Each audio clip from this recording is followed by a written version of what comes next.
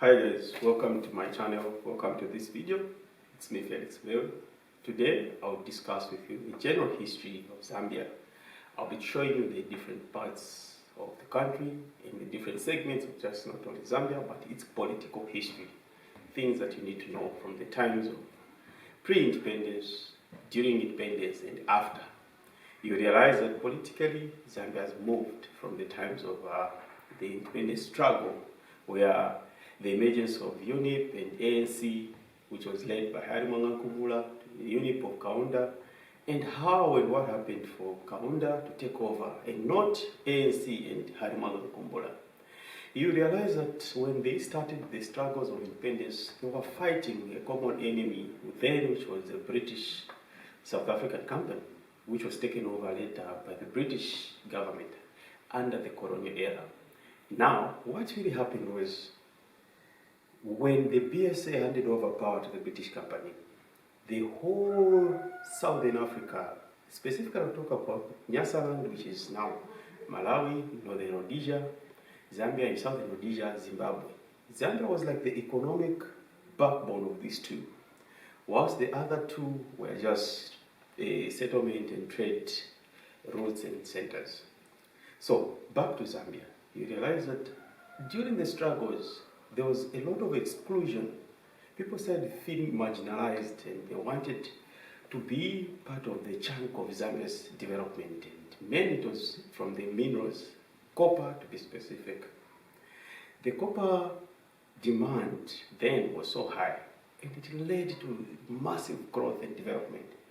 Now, because the issue of nationalism, humanism, and the need for delinking or independence was so high, and the need was so eminent, the Britons gave in 1964, the 24th of October, and Zambia became independent. And Kaunda became its leader. So you realize that with that came the responsibility of governance with a country that was barely new in terms of experience, with a few educated Zambians at the moment. That led to Kaunda forming a government with a few people from the previous regime. You realize later on, there was now a kind of multi-party democracy. There was a lot of divisions. In the early 70s and late 70s, there was now the need to curb those divisions that were caused as a result of ethnicity, tribe, and political affiliations. So the idea was to unite the people and forget about the different differences that people had because of tribe. So it is why you saw Zambia moved from a multi-party democracy to one-party democracy, where internal politics played a role. UNIP became the only party, and if you have to be part of politics, you have to join the party. The justification was clear. Kaunda said, no, this is something that we need because we need to unite the country. And for sure, it was justified. There was a lot of discontentment that came because of that, because people felt excluded from certain positions or even economic participation, where there was just a few people that were enriching themselves. You see that there was now external and internal pressure. Zambia became highly indebted, and the prices of copper started falling, and there was now a drastic change where the economy of Zambia, which was booming, started slugging.